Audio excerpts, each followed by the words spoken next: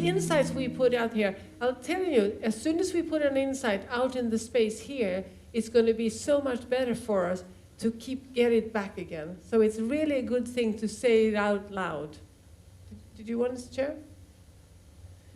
Did you want to share? Okay. Yeah, we try to speak English. Sometimes when I argue, after a while, I think I'm wrong. I know that I'm wrong, and instead of saying I'm sorry, I'm wrong, I proceed. Yeah. Proceed to argue with this, and that's wrong. Yeah. Of course. Yeah. And, that's one way you bite and yourself. it's hard to, Yeah.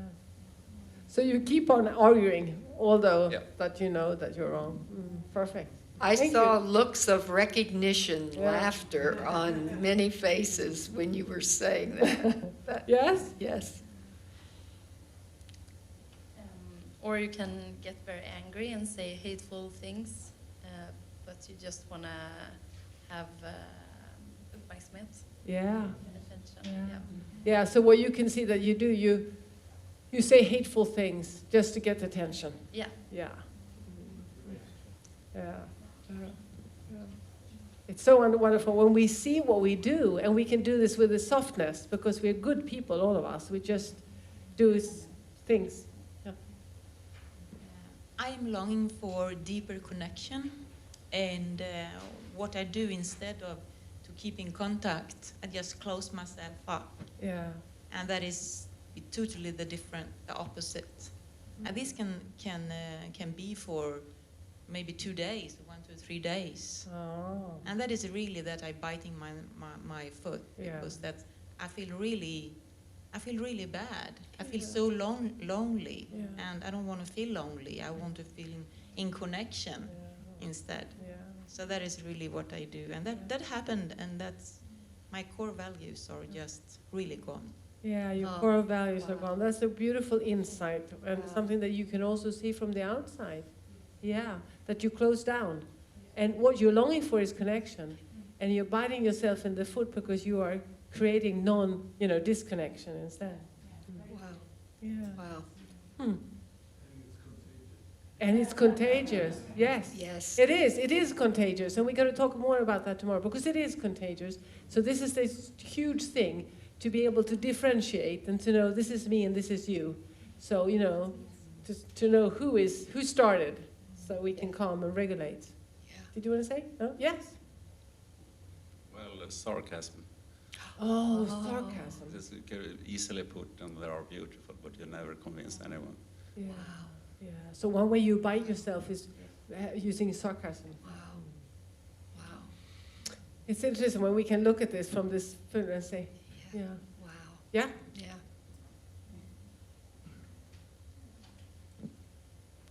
I found a difficult one, not now, but it came out before we Yeah. talked.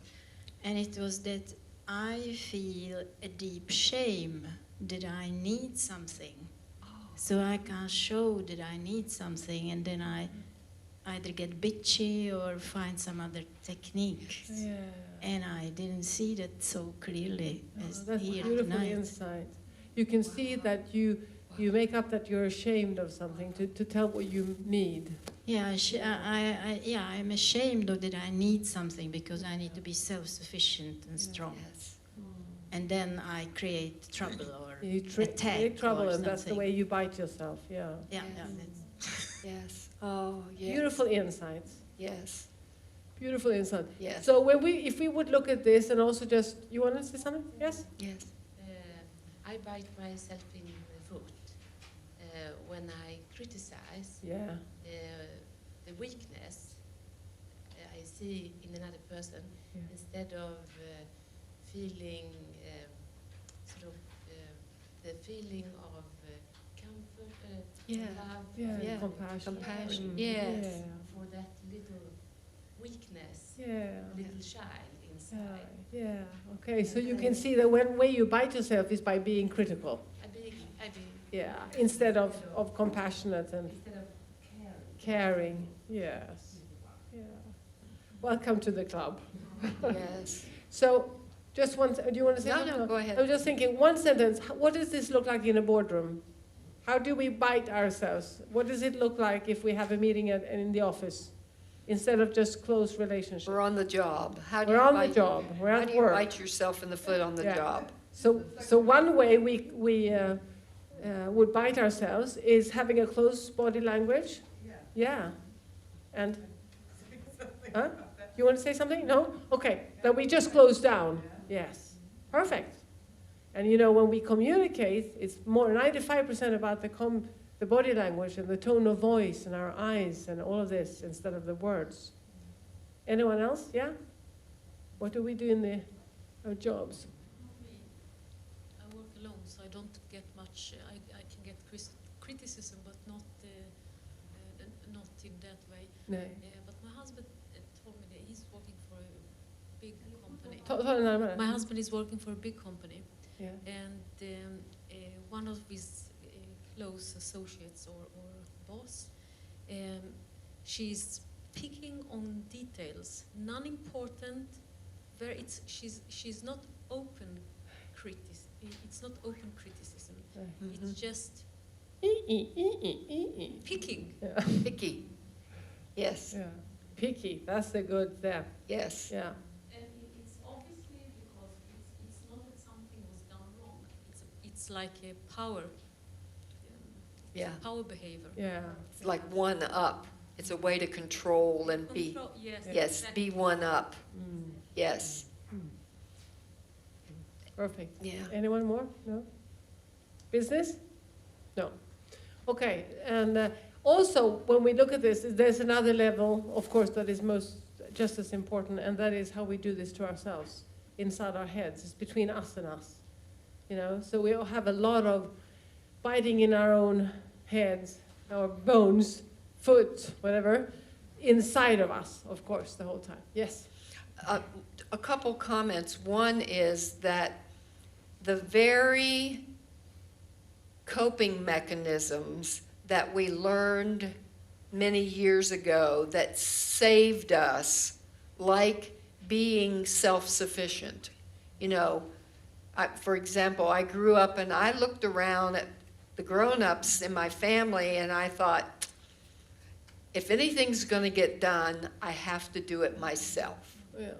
So I made an early decision to become self-sufficient, that I would take care of myself.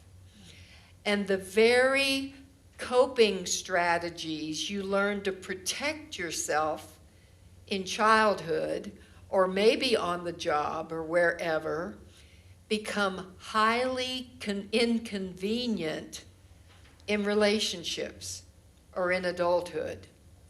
Because what you learned that saved your life, if you do too much of it, then it keeps you between you and the other person.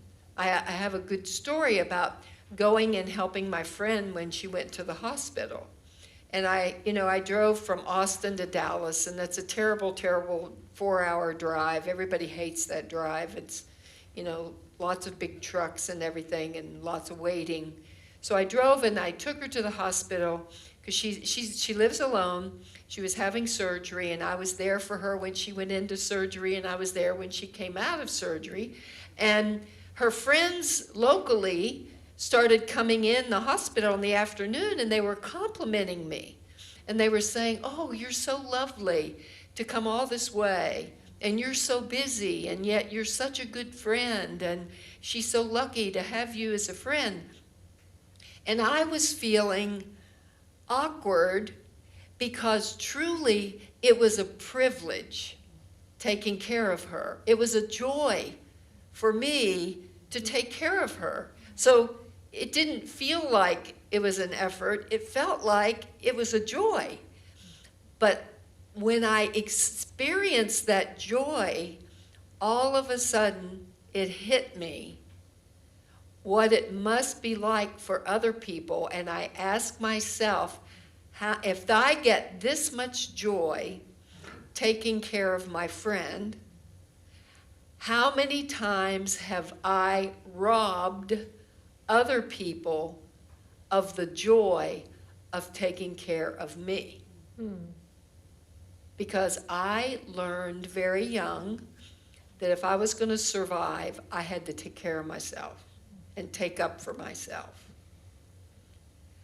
But that compulsive self-sufficiency is what kept so many people at a distance from me.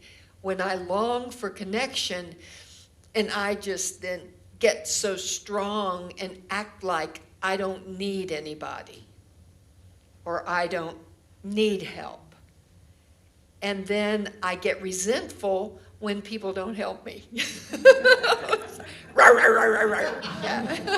It's like, so I think we've taken a long time to talk about connection and protection, because if your core value is to be kind or loving, and you are in the midst of people who aren't kind and loving, and it is chaos, and it isn't always a kind world. You know, I loved your question. You know, I wanna be whole, but sometimes the world is in turmoil.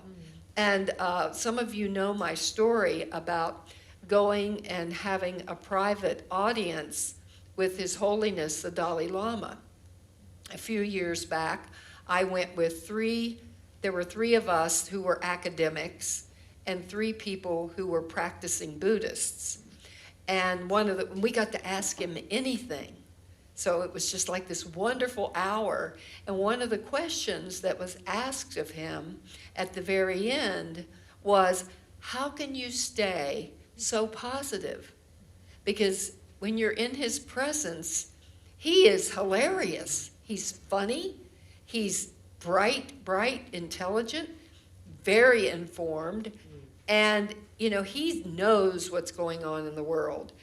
And so the question was, how can you be so happy when there's wars and there's genocide and there's, you know, people are having to leave their country and you had to leave your beloved country, and there's just so much anger and injustice in the world. And his answer was, it's not what I see.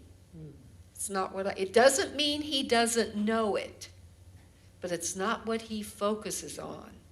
It's not what he focuses on. I was in an